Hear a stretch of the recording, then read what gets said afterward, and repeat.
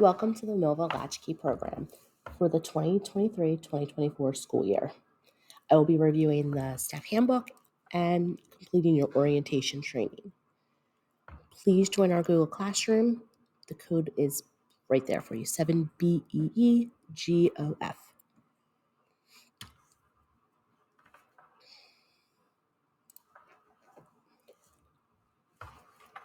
I am Amanda DeVita. I am the district coordinator for the Latchkey program. My office line is listed. You could reach me between 8 a.m. and 3:30 p.m. during the week. I also have my cell phone listed, which is for staff use only. You could call or text me. I prefer texting, especially if I'm in a meeting or at another site. I can respond to you quicker. Or you could always reach me by email, and I usually answer those pretty quickly as well. The Latchkey secretary is Joyce Wozonk. Her office line is listed there, as well as her cell phone for staff use only. If I'm out of the district and you need coverage or something like that, you can contact her if I'm not in the district that day. Joyce handles a lot of our billing, Rutgers, things like that for Latchkey. Work-related injuries, please inform me immediately for any work-related injuries. Send me a text, call, email. If the school nurse is still present, go to the school nurse. She has a form, or you could visit her the next day. Obviously, in extreme circumstances, call 911. Our expectations is that everyone work collaboratively as a team to help plan and organize daily activities for each site. Staff members will not be permitted to do the following on school grounds, especially when you're in charge of children. Some of them are common sense, smoking and vaping, gambling, threats, inappropriate language, behaviors. No friends or family members should be permitted in the building during program hours. My biggest issue is personal cell phone calls. Cell phones should not be used during work hours unless you're contacting someone for work-related reasons. Contacting me, maybe your site supervisor if you're outside and there's a situation on the playground and they're inside or another staff member's inside and you need to let them know. Those are things that you should be using your cell phone for during work, not playing games, making personal phone calls, playing music for the students, things like that. Your cell phone should not be accessible to them. Failure to comply with these expectations could result in disciplinary action. Staff personal appearance. The dress code does take into account that you're working as professionals, but in a relaxed atmosphere. Just be mindful that proper dress must be maintained. Shoes should be closed-toe shoes. Sneakers are preferable. Tank tops should not be skinny strap for females. Shorts shouldn't be too short. Sandals, like I said, flip-flops should not be worn. Midriffs, halter tops, things like that. Make sure the gestures or any slogans on your shirt are appropriate for school, and no hat should be worn in the building. Staff absences. Your absence should be in the form of a text message as soon as possible to your site supervisor. Your site supervisor will then let me know of anybody absent that day. If your site supervisor for some reason does not respond to you with an okay or acknowledge that you're out, then you can send me a message. If you're ill, please try to get to us as soon as possible, especially in the mornings. I know it's hard. If you're not feeling well the night before, sometimes it's easier to let us know then so that we can find coverage in the morning. In the afternoon, the earlier you know, the better. It's very difficult to find coverage when you let someone know at 3 o'clock in the afternoon that you won't be in when your shift starts at 3:30. If you know you're going to be on vacation, you can't make it certain days, please let me know by email. so I can put it on the calendar, plan appropriately. Some of you do send me text messages, but they get lost and mixed up. I need to have it in an email because I could save an email and go back to it to remind myself and put it on the calendar. Please send it to me in email. I'm trying to stress that this year. Early dismissals, late arrivals must be excused by your site supervisor. So if you know you're running late, please send them a text. I'm running late. I'll be there in 10 minutes, something like that. If a site supervisor needs additional coverage, that's when you would contact me to see if I can move somebody from a different site temporarily for the day. And obviously, if I'm out, you could reach Joyce. Excuse me. Guidelines for positive discipline. This is a state flyer. It will also be in the handout section of the trainings if you would like to read it additionally or have it on site. Student incidences need to be completed when you determine that a participant has acted inappropriately during program time. Please do not jump to conclusions. Make sure that you're following procedure. Find out what happened, who was involved, interview the other students, try to figure out what was the cause of the incident and not just write it up for what actually did occur. Find the background information first. If the site supervisor didn't see it, the person that actually saw the incident or was a part of it should be writing it up, but then taking it to the site supervisor. One thing you need to remember, incident reports can be used in court. So if something bigger happens and they ask for all the incident reports, I would have to send them all in. So please give a detailed report of only what happened, the facts. Leave your opinion out. I don't need to know that so-and-so is usually a nice student, but they were having a rough day. No, I just want to know the facts. What happened and how was it handled? Was timeout given, a loss of privilege? Did you move their seat? And then a parent needs to be contacted, whether it be on ProCare or a phone call. And you need to remember, suspension and termination termination from the program is only determined by me. So all of these come to me. The incident reports are also uploaded for the parent into ProCare. So they will be able to see these. So when you're writing it, even if you get a piece of note paper or scrap paper and just write down all your details before you actually complete the incident report. I need these as soon as possible. So if it happens in the afternoon, I should have it at least by the next morning, so that I can handle it appropriately. That is a copy of the incident report, and it needs to be fully completed. Student name, grade, school, the date, the time, staff who witnessed it. You must complete 2 of the actions. You have to hold a conference with the student, obviously, and then how did you tell the parent? Describe the details of the incident. Remember, facts only. Site supervisor signs dates, and then it's sent to me. Obviously, I might need to know more details of the incident. So in the email, when you attach this, you could give me the other students' names and things like that, and the additional details. Student behaviors. Some of our students have 504 plans or IEPs. Um, please be aware that some of our students need to receive certain accommodations. These are legal documents that must be followed. I will go over these with site supervisors, students with different needs. Some of them might need small group, one-to-one aids, things like that. Maybe need to be reminded of things more often. If there is an incident, we always document it still on an incident report, and it's always sent to me. But we just have to make sure that we handle it the appropriate way and give them the information that they need. Accident reports need to be completed every time first aid is offered to any of the students, especially for a bump on the head. Any student that receives a bump on the head, there must be a phone call to the parent. If the nurse is still present, let the child go visit the nurse. If it's in the morning, make the child go to the nurse once the nurse comes in before school.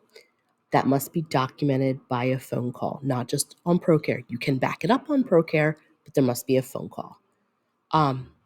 If you put a Band-Aid on a cut, if you administer ice to a bruise, write a report. It's not a big deal. So and so fell. They have a bump on their knee. We gave them ice, consoled the child. They sat for 5 minutes and then they went back and played. That's all. Same thing like the incident report, just facts. Don't include any other student's name. You could still give me additional information in an email. That's a copy of the incident report. Make sure it's fully completed. This is also in the Google Classroom under site documents, I believe. Student release. You can only release students to those adults 18 or older listed on the registration form in ProCare. No child may be released without authorization by the parent to anyone who is not on the form. If an individual requests release of the child and they're not registered, contact me immediately and I will figure it out with the parent guardian and see if we can come to a conclusion. Anyone that you don't know picking up the child must be photo ID'd.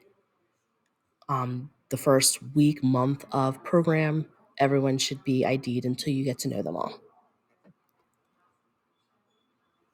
If you have any questions before you release a child, please call me.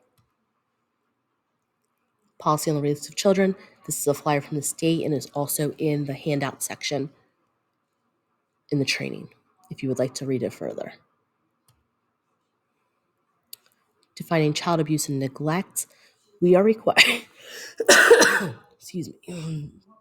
We are required to report child abuse.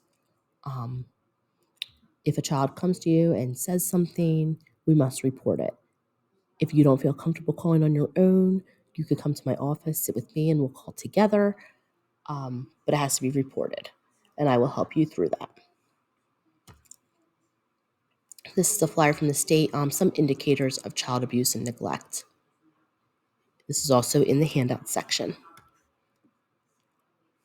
Emergency drills, we have 3 we're required to do. Lockdown, evacuation, and fire.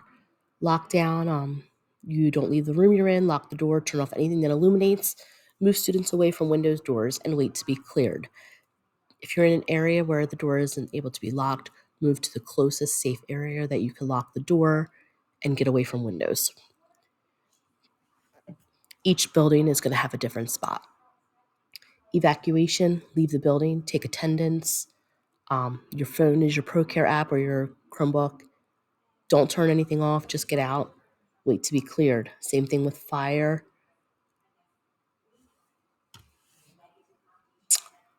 2 drills must be conducted and documented a month. AM 2, PM 2. On a regular basis, discuss drill procedures with your students and staff. All sites must have 2 AM documented drills and 2 PM documented drills a month. Each site must have 1 fire drill for AM and for PM. There must be 2 lockdown drills at each site, AM and PM yearly. This is the form for your lockdown. This is also found, this form's also on the binders because it has to be in your binder for a state inspection. Some sites do a running record on the one form. Some sites do it monthly. I've seen some sites do one form AM, one form PM. However you choose to do it, as long as it's documented, you have all the required drills done, and it's in your binder. Late pickup. Latchkey begins at 7 a.m.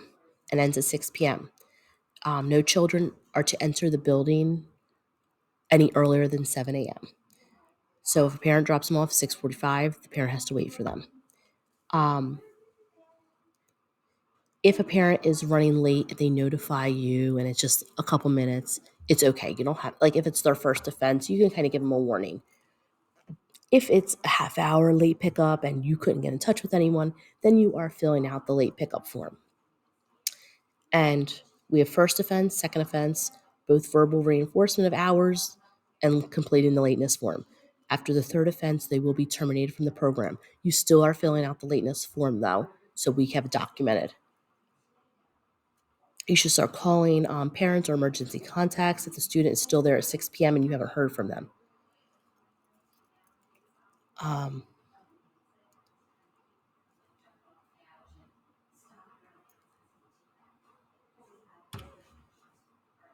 This is the late pickup form. The parents don't need to sign it. You're just putting school, student name, date, the time they were picked up, and who picked them up, and any notes that you want to give. And then I'll circle if it's first, second, or third time. This is also emailed me and will be uploaded to their ProCare profile. Arrival. Parent or guardian will walk the students to the door to check them in. A staff member will complete their entrance in ProCare with the time that they were dropped off, and the student will be escorted to the center by an adult staff member. If you notice that a parent is dropping the child off at the curb, leaving without coming to the door, please let me know. I will handle it. After 2 chances, they will be terminated from the program if it continues.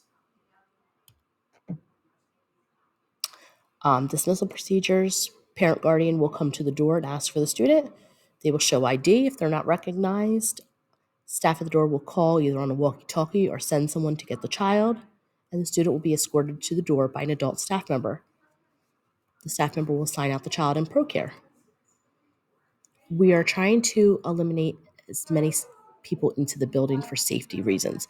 We are there alone. It's after hours, so we try not to let any adults into the building. Healthcare practices. Medication cannot be given during latchkey hours. If a student needs medication, it has to be administered by the school nurse before they come to latchkey, or in the morning by their parent before they enter the school. I will inform staff of any students with food allergies. It will be on their ProCare profile. That is also another reason why we don't allow any outside food or drink besides water into the latchkey sites. Students should not be coming in with any breakfast or snacks to eat during latchkey time. They are given a school breakfast at the start of the school day, and they are given dinner during the dinner program for PM latchkey. There's no reason they should have additional snacks or breakfast.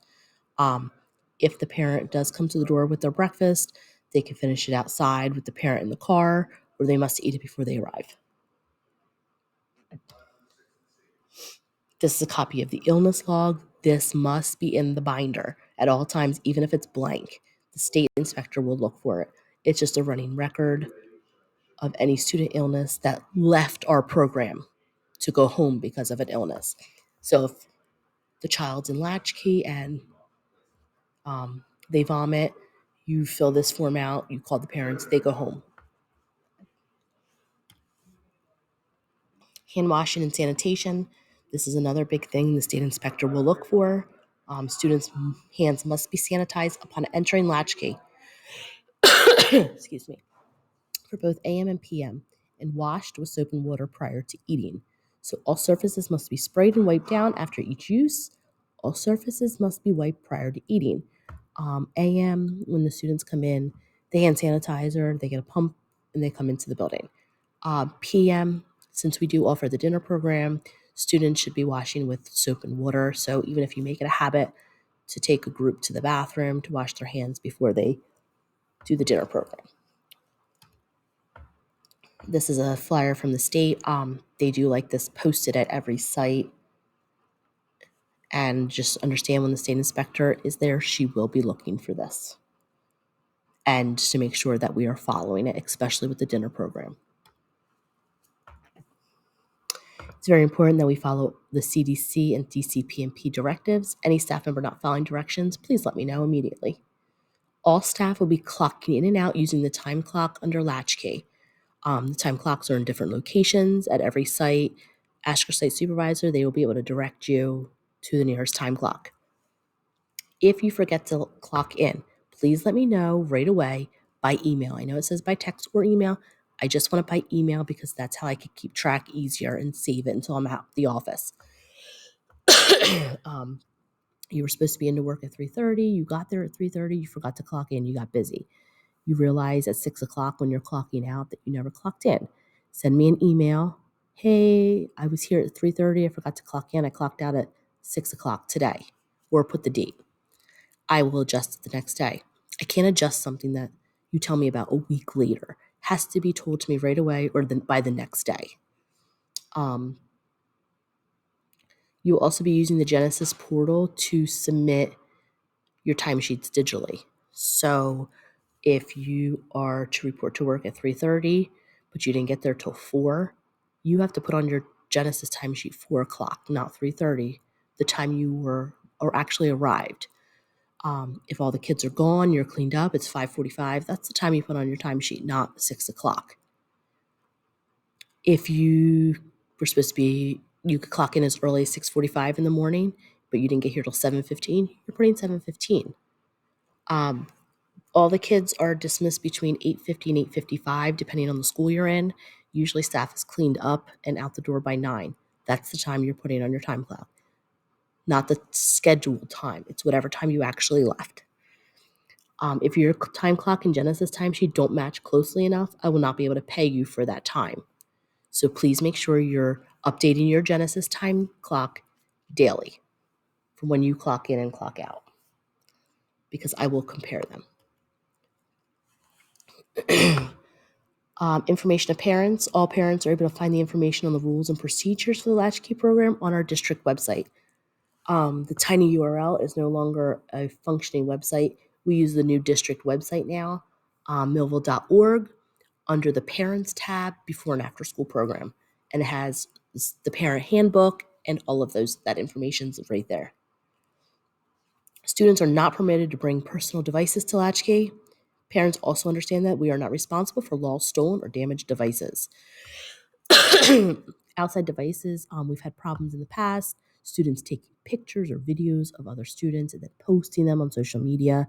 So students are not allowed to bring outside personal devices. If they have their school Chromebook and they're doing homework, that's a different story. In rare occurrences, I've allowed students to bring a personal device from home.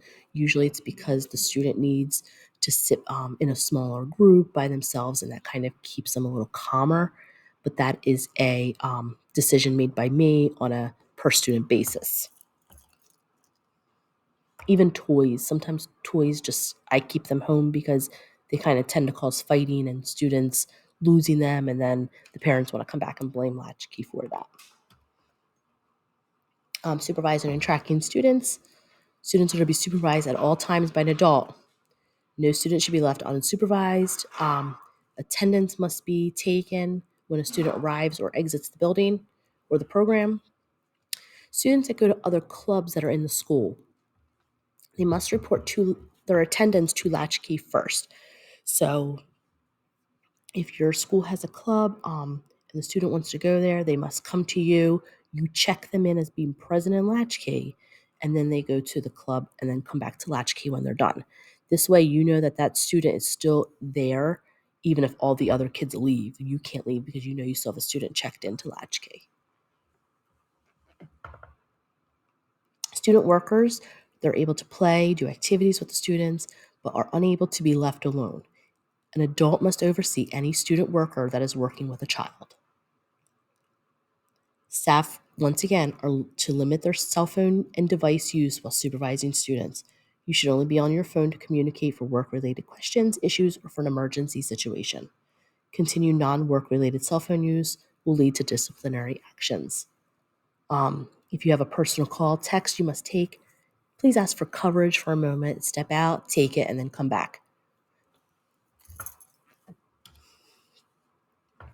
Your GCN training, I have about 4 hours of GCNs that you will be paid for once they're completed.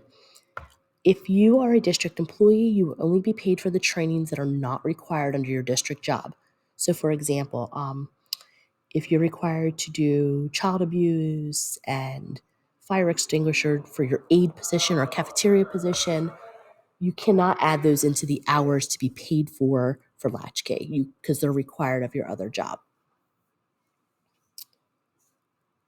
Understanding licensing, that is a mandatory requirement for all supervisors, but it's a one-time course. So if you took it last year, the year before, I have your certificate on file, and that's fine. You don't have to do it again. If you haven't done it yet, you will be paid the 2.5 hours once I get your certificate mailed to me. CPR, AED, and first aid. 2 employees present at every site must have CPR, first aid, and AED certificate. We will need to schedule this with the district, so please contact me if you need to be certified. Optional training for all staff. The state sends out monthly trainings on the NJCCIS website. I forward them to you, and you could go on. You could take a couple courses, and you could be paid for them. If you visit the NJCCIS website under tab registry, finding professional development. This year, there is a new requirement. All employees must have an NJCCIS login, and I have to report the list of your number. So you'll get an ID number. Please go on. It's part of your Google Classroom assignments. Make a login and email me your NJCCIS ID number.